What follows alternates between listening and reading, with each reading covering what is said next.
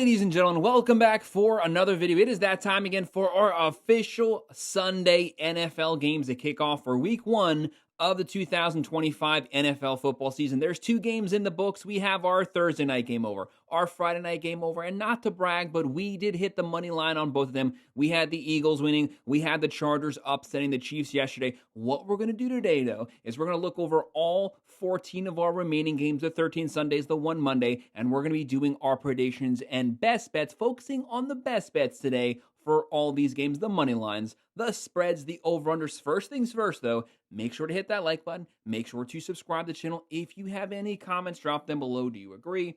Disagree? What are your thoughts on these games? Let me know what your bets are. What are your picks on the matchups? Leave it in the comment section. I will respond to every single one of them. If you want to sign up for one of our member teams, check out the pinned comment down below. There's 3 tiers in total. Click on that link. You can sign up there. I would definitely appreciate it. We're going over every single NFL game, every single college football game, every single baseball game, every day, the entire season for all those sports. If you're a sports fan, baseball fan, football fan, college football fan, doesn't matter. Make sure to like and subscribe to the channel. Like I said, we're focusing on the bets today, the money lines, the spreads, the over-unders. We have 14 games left over. Let's jump into it. Let's go ahead and get started. The very first game that we're going to be taking a look at is going to be one of the fun matchups. These teams did play twice last year, and the Falcons were able to pull it off. Our very first game that we're going to look at 1 p.m. on Fox. The Tampa Bay Buccaneers will be playing the Atlanta Falcons in Atlanta, Georgia, Mercedes-Benz Stadium. Right now with this game, the Bucs, 1.5-point favorites, a 47.5 over-under.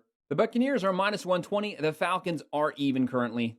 Don't forget, Falcons, they were playing the Buccaneers really good last season. Falcons had a disappointing year overall. Bucs made the playoffs, had a great run. Baker Mayfield, welcome back to the spotlight. Baker Mayfield, he was running, gunning last season. This team was scoring some points. The defense was playing well. Last year, Tampa Bay, a top 5 overall offense in the NFL.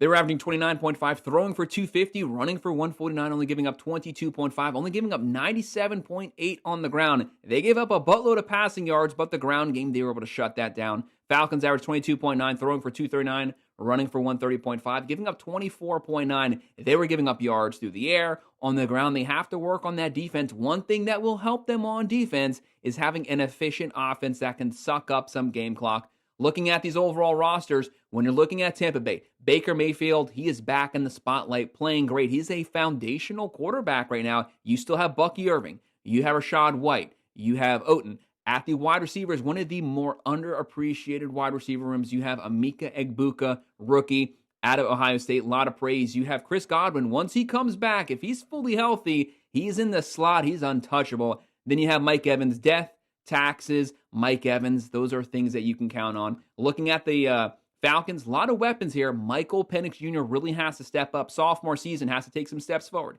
You still have Algiers. You still have Bijan Robinson, one of the best running backs in the nation. Tight end, Kyle Pitts. He's that tight end wide receiver hybrid. And then you have McLeod, London, Mooney. There's weapons at the wide receivers. Push the ball down the field. Get it in their hands. Let that running game open up the play action, hit the deep targets. This game I have being a shootout, even though the Falcons were beating the Bucs last year. And I'm going to go with the Buccaneers getting the win here. They're my money line pick. They win this one 30-27. I have them covering the spread, and I'm going to go with the over. And the next game we're going to look at 1 p.m. on Fox, the Cincinnati Bengals versus the Cleveland Browns. Right now, Cincinnati, 5.5-point favorites. The over-under is going to be 48.5. The Bengals coming into this game, they are minus 240. The Browns are plus 200. Obviously, the Bengals, heavy favorites. Joe Burrow leading the NFL in passing last season. You just don't need every single game to be a complete shootout. 35-30 matchup, that's no way to win. Right now, the Bengals, 64.7% chance to win this one. The Browns, a 35.1. Cleveland, the Browns, they are shuffling quarterbacks. They have a very good defense on paper, but when your offense struggles to move the ball, it leaves the defense on the field the entire game. They get wore out second half, and they start to get scorched. That will only happen naturally when you're on the field for 35, 40 minutes per game. You can only do so much. Bengals last season, they were scoring some points, 27.8 points a game, throwing for 272.9. That's a college number. Running for 92.6. They couldn't run the ball because they were always behind. They were always having to throw. They were giving up 25.5 points a game. It was an awful defense. You just have to be a little better. Cleveland, an atrocious 15.2 points per game, giving up 25.2. Like I said, on paper, the defense is good, but they need some help from the offense.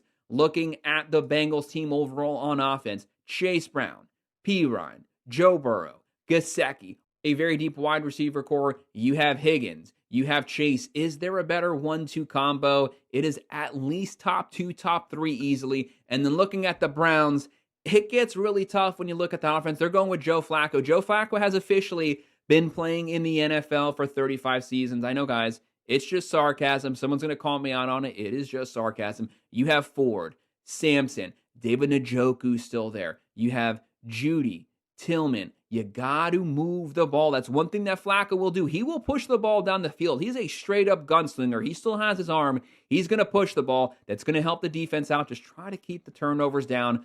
Give me the Bengals getting the win here. They win this one 28-17. I have them covering the spread. They're my money line pick, and I'm just ever so slightly going to go with the under. And our next game at 1 p.m. on CBS, the Miami Dolphins visiting the Indianapolis Colts. Right now, Miami, they're the underdogs. The Colts are the favorites here. I do find this surprising, but hey, it is what it is. The Colts, 1.5-point favorites. The over-under is going to be 46.5. Miami right now, minus 105. The Colts, minus 115. So Vegas is saying both of these teams have a shot to win this one. Right now, Miami, 48.9% chance to win. The Colts, a 50.7%. That's practically a split right down the middle, 50-50 pick 'em with the fans. Although, I'm not going to lie, I kind of lean towards the Dolphins because to me, you at least know more of what you're getting with them. As long as Tua doesn't get completely knocked out, they have a real shot to win this one. McDaniels, a lot of pressure on him. You have to improve. You got to get more production from that offense. They need to be a lot more disciplined. The offensive line has to hold up. The secondary has to play better. Last year, they're averaging 20.3 points a game, but a lot of that was without Tua because, like I said, he was getting knocked out left and right. They threw for 219.8, ran for 105.6, giving up 21.4. The Colts, they averaged 22.2. Throwing for 197, they were giving up 25.1. There's defensive issues with both of these teams. Looking at the Dolphins offense, obviously, you have Tua. He's there. If he's able to stay healthy, he has the pieces around him. He needs some help from the offensive line. And also, he needs to not scramble and put his head down and try to truck people over. He has Achin. He has Jalen Wright. He has Ollie Gordon, the rookie. Tight end, Waller. Waller's back. Welcome back to the NFL. Wide receivers, Washington, Tyreek Hill. Tyreek Hill, he's getting older, but he still has it. He still has a step on some people. Jalen Waddle, very good wide receiver room. They just need a better 3 and 4. Looking at the Colts here, you have Daniel Jones taking over the starting quarterback position. I'm sorry, guys, that does not give me much faith in the Colts. You have Tyler Warren, the young guy, the rookie first-round pick. He's a legit tight end, but he's going to be a rookie here. Wide receivers, Josh Downs, Pierce, Michael Pittman Jr. still around. Miami, they pull off the win. They win this one 24-20. The Dolphins, they're my money line pick. I'm going to go with that plus 1.5, and I'm going to go with the under. Also at 1 p.m. on CBS, the Las Vegas Raiders visiting the New England Patriots. Right now, the Patriots getting a lot of hype, a lot of praise this offseason. 2.5-point favorites, 43.5 over-under. The Raiders, plus 115. The Patriots, minus 135. They have a 51.8% chance to win. The Raiders, a 47.8%. If the Raiders can move the ball, there was some offensive pieces there last year. Last year, both these teams having a lot of difficulty consistently moving the ball. Raiders averaged 18.2, giving up 25.5. New England, they averaged 17, giving up 24.5. No matter which team you look at, the numbers were atrocious. Looking at the Raiders, their newfound team, Geno Smith coming in there. He's a veteran. Brock Bowers, to me, he's probably the best tight end in the nation right now. This guy is legit. The wide receivers, Jacoby Myers, Tucker, Thornton Jr., there's some weapons there. The running back room, Ashton Gentry, a lot of praise. We know what he did at Boise State last season, the number 1 running back off the board. Looking at the Patriots, people are praising Drake May. I want to see some more of it first. I'm not fully a believer, but I'm not knocking. I just want to see some more. You still have Stevenson. You have Hunter Henry. You have Douglas. Diggs is coming over. Obviously, Diggs is probably not going to be playing to start the season. It is what it is. And really, what does he have left in the tank? We will soon find out. But still, give me the Raiders. Give me Pete Carroll with Geno Smith. The whole complete change of this team. There's so many weapons on this team. If they could potentially play up to the possibilities, up to the expectations, I'm going to go with the Raiders getting the win here. 21-20. Give me the plus 2.5, and I'm going to go with the under. 1 p.m. CBS, the Arizona Cardinals playing the New Orleans Saints. Right now, the Cardinals coming into this matchup, 6.5-point favorites. The over-under is 43.5. Cardinals minus 300 heavy favorites. The Saints are plus 250. Arizona 59% chance to win. New Orleans a 40.6% chance. Last year, when Kyler Murray came back from his injury, the offense was moving the ball. They were averaging 23.5, throwing for 214, running for 144, giving up 22.3. The Saints struggling to move the ball, 19.9 points a game, giving up 23.4. On paper, they didn't have a bad team last year.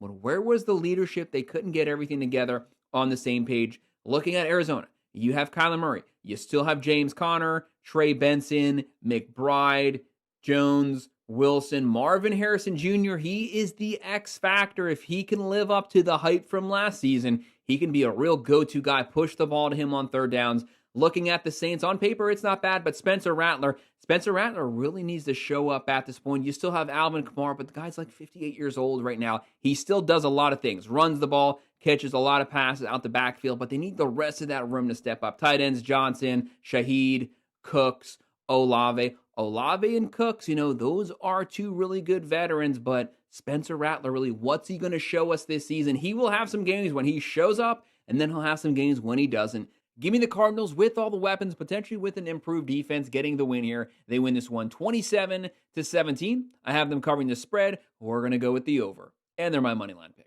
CBS also at 1 p.m. The Pittsburgh Steelers versus the New York Jets. This game is going to be personal. Right now, the Steelers 2.5-point favorites. The over-under is 37.5. A little bit of a lower scoring game. Steelers are minus 150. The Jets are plus 130.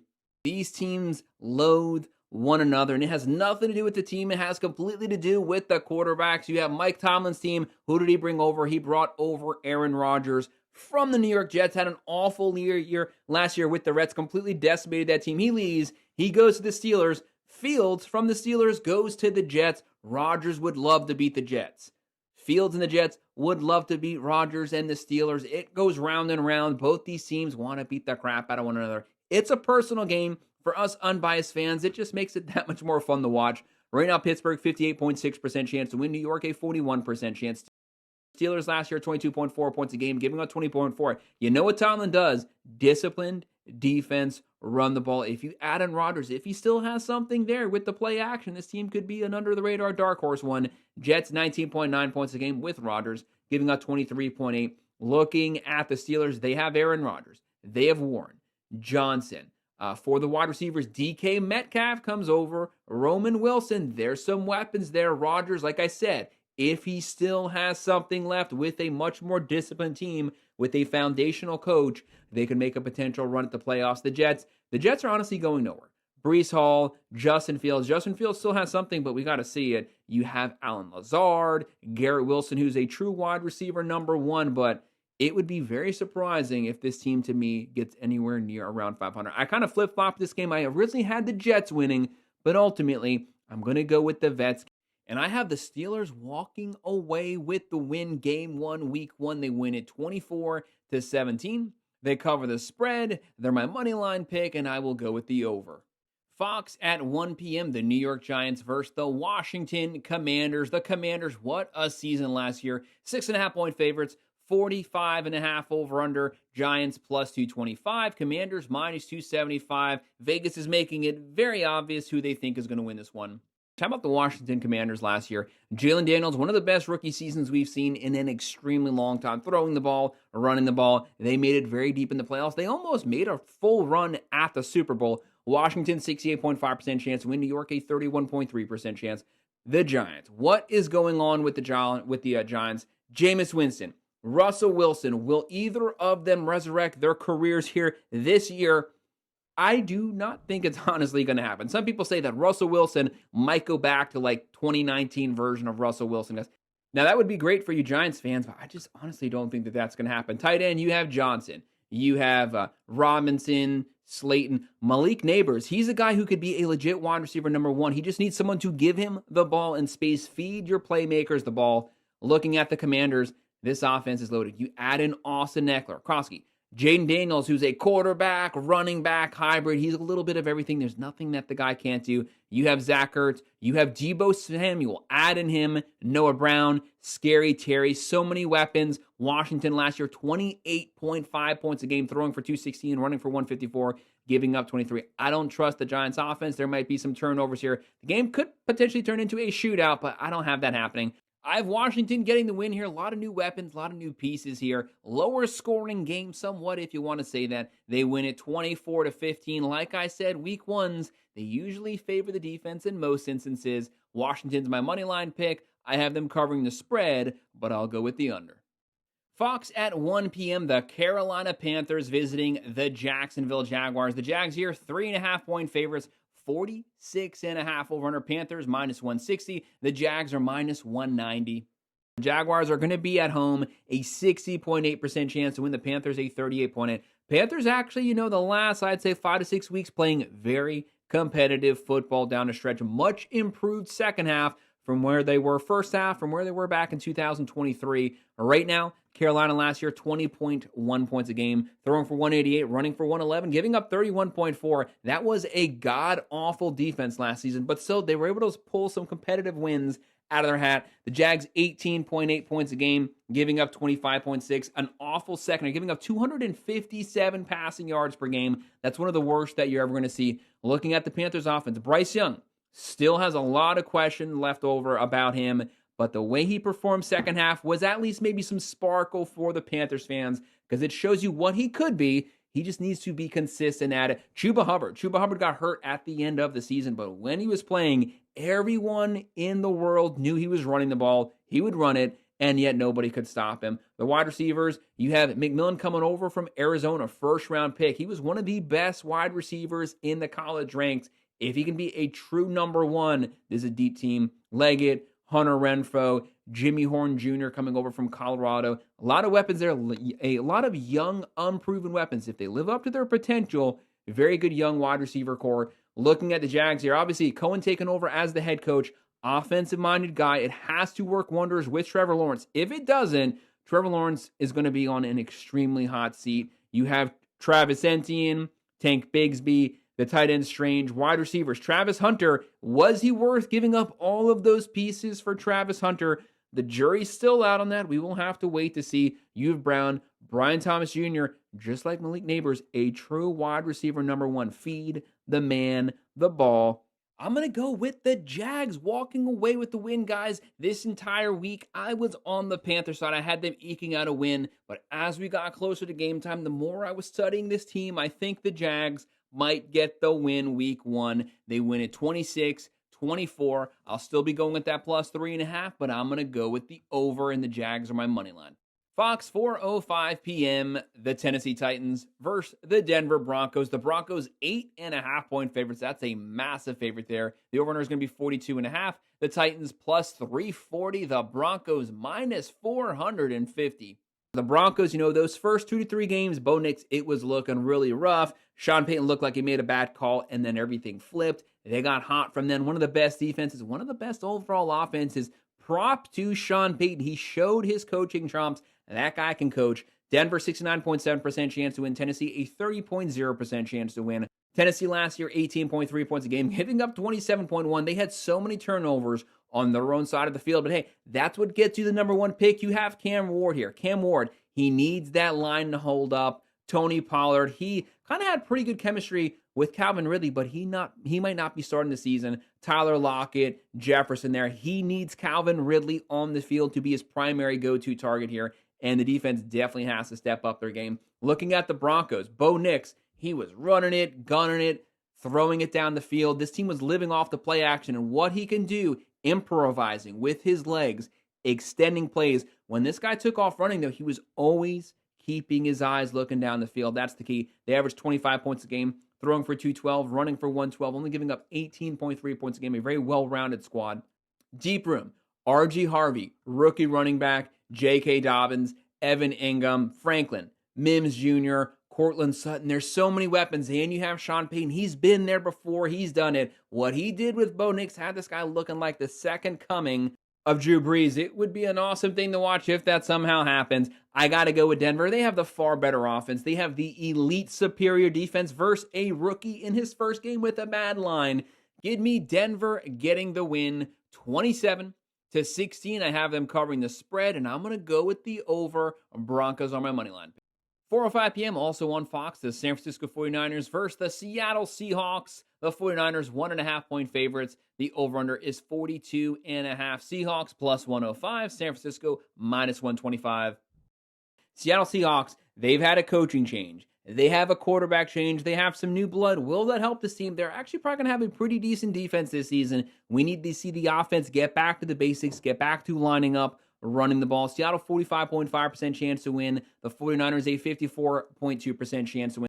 I will say this about the 2024 San Francisco 49ers. What bad luck this team had. To me, in my personal opinion, I do think they had the overall best roster in the NFL last season if they were fully healthy. That's the point.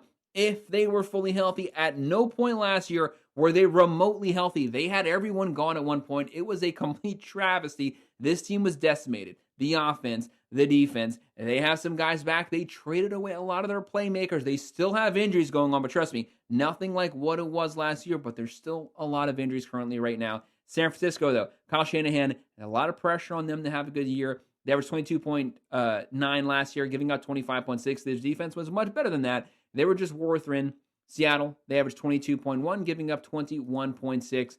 For the 49ers, they still have Brock Purdy. They have Christian McCaffrey. If he can get back to being fully healthy, he's a legit top 3 running back. They have George Kittle, one of the best tight ends in the country. They have Jennings, Pearsall, Gage Jr., Watkins. There's still weapons there. Not as many as they previously had, but they still got some guys to push the ball to. Looking at the Seahawks, you have Sam Darnold coming over from the Vikings. Can big game time Sam Darnold win some big games with the Seahawks? You have Kenneth Walker, Charbonnet, Barner, Cooper Kupp coming over, Torrey Horton, Jackson Smith, Nabigba. A lot of weapons there. A lot of young weapons, but we need to see Sam Darnold. He got the big contract finally. He's going to have to live up to it. This is a game, honestly, it's a 50-50 matchup, but I'm going to go with the 49ers if Christian McCaffrey somehow suits up. They win this one 23-21. They still might be good enough to pull off the win. Don't underestimate Seattle. 49ers win 23-21. They're my money line pick. They cover the spread, and I'm just barely going with the over. 4:25 p.m. on CBS, the Detroit Lions versus the Green Bay Packers. This is quite possibly the second best game of the entire week. Packers 1.5-point favorites, 47.5 over-under. Lions plus 110, Packers minus 130. Green Bay, Lambeau Field, one of the most difficult places to play for a road team, but the Lions are coming in there with the highest flying offense in the NFL last year. They have a 51.1% chance to win. Green Bay, a 48.5, another practical split down the middle, 50-50. This is a tough game to call. I love the Lions offense. I love the Packers offense. Who's going to win out? We know week one's crazy things happen, usually favor the defenses. The Lions, the number one offense in the NFL last year, 33.2 points a game. Number one, and it wasn't even close. They could score some points. 263.2 passing yards a game, running for 146.4, giving up 20.1 points a game. Only giving up 98.4 yards on the ground. The defense looks really good. When you look at the numbers, they don't tell the full story. First half, the defense was lights out. Second half, they were getting lit up and down the field because they had so many injuries on the defensive side, and they got scorched second half, and every game turned into a shootout.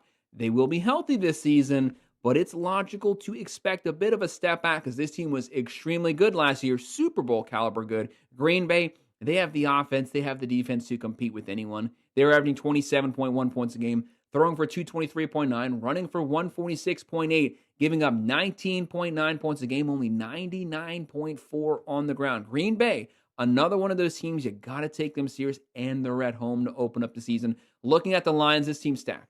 Jared Goff, Gibbs, Montgomery, one of the best 1-2 running back combos in the nation, if not the best one. You have Laporta, Wright, Amon-Ra St. Brown. He's a true, legit wide receiver. Top 3, top 5 in the entire league. You have Jamison Williams. A lot of weapons there. Looking at the Packers, what I want from Green Bay, I need a legit, true wide receiver number 1. Reed is good, but I want someone else to be a legit wide receiver number 1. You have Josh Jacobs coming off of a 1,300 year. Jordan Love, he can extend plays with his legs. He's not a running quarterback, but he can roll, move the pocket. He definitely has the arm strength to push it down the field. Kraft, Reed, Golden. Maybe Golden's that guy, that vertical threat down the field. This game's going to be a shootout. It's one of those games you can make a very strong, valid case for either one of these teams to walk away with the win. And I'm going to go with the Lions eking out a very, very close win. They win at 28-27 plus 1.5. I'll go with the over, and the Lions are the money line. CBS at 4:25 p.m., the Houston Texans versus the Los Angeles Rams. The Rams at home, 3.5-point favorites, 43.5 over-under. Houston is plus 145, Los Angeles minus 170. The big news here for this game, Stafford allegedly will be playing. We know he's a gunslinger. If he's on the field, they're going to be throwing some bombs. LA, 55.6% chance to win. The Texans, a 44.1. The big question here, can C.J. Stroud and the Texans get back to the 2023 product they put on the field? They took a step back last year, still had a good overall season, but they weren't as competitive as they were the previous season. But we're hearing a lot of rumblings here. Some people are saying that the Texans could have the #1 defense in the NFL this season. That's something to keep your eye on.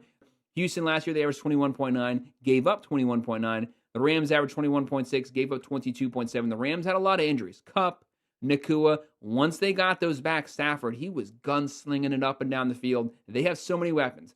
Kyron Williams, Stafford, Higbee, Tutu Atwell, Nakua, Devontae Adams coming in. There are so many weapons on this team with the gunslinging quarterback. He's going to throw some picks, but he's going to throw some amazing touchdowns. It is a thing of beauty sometimes. It is fun to watch. Looking at the Texans, C.J. Stroud, 2024 version, all right. 2023 version, that's the version that I want to see this season. Nick Chubb, Dameon Pierce, Schultz, Kirk, Higgins, Nico Collins. Nico Collins, when he went out, was leading the NFL in receiving yards. If he can stay healthy and they still have that same connection, he could be a #1 wide receiver in the entire league right now. I think this game is going to be very close down to the very end.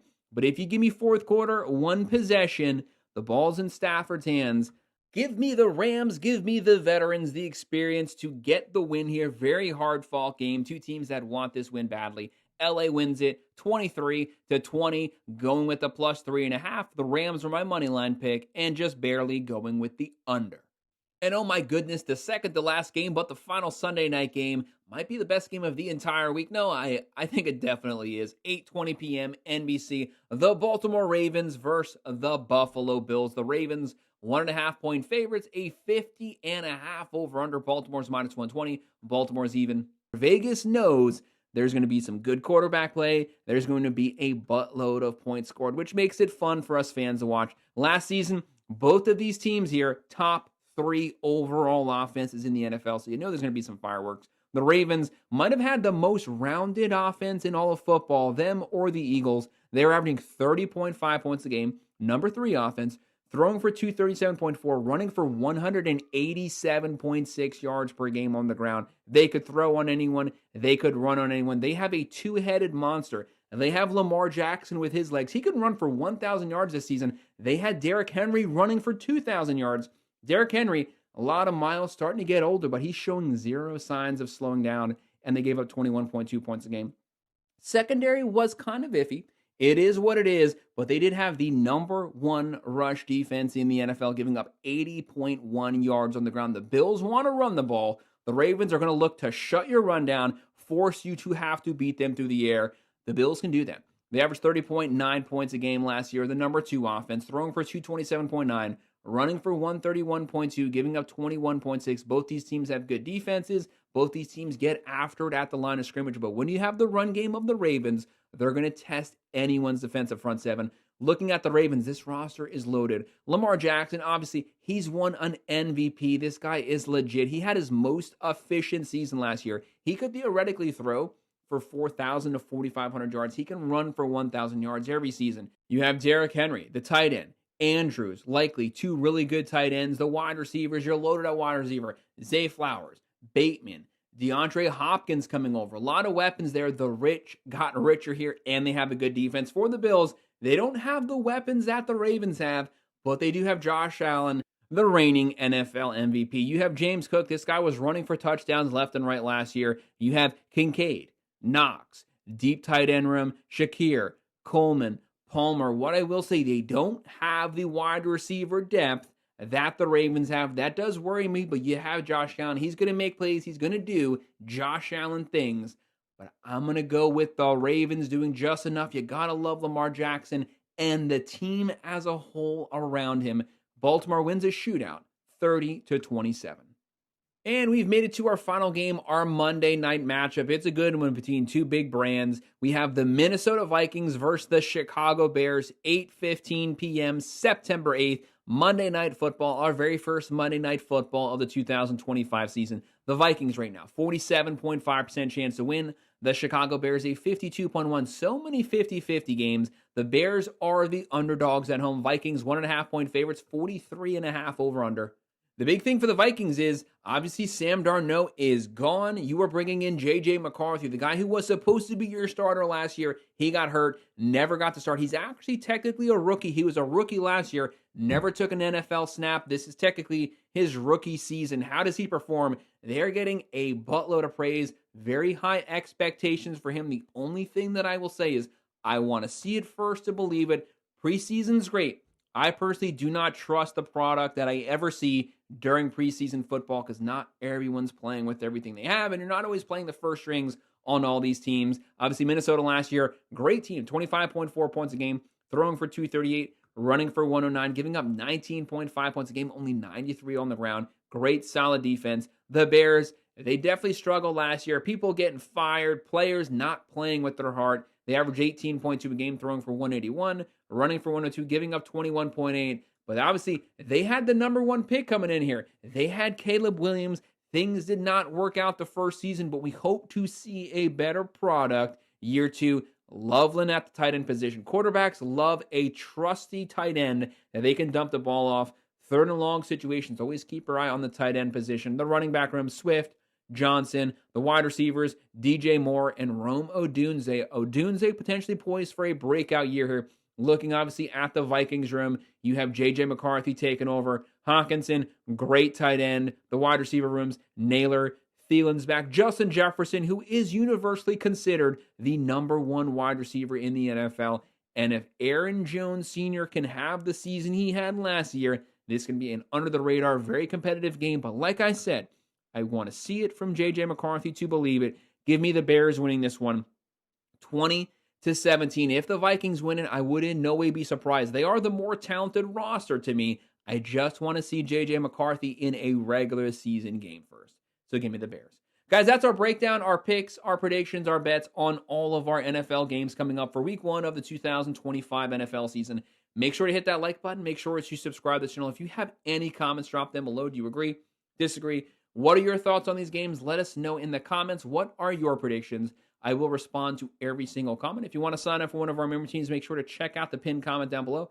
Click on that link. You can sign up there, and I would definitely appreciate it. And of course, as always, thank you for watching.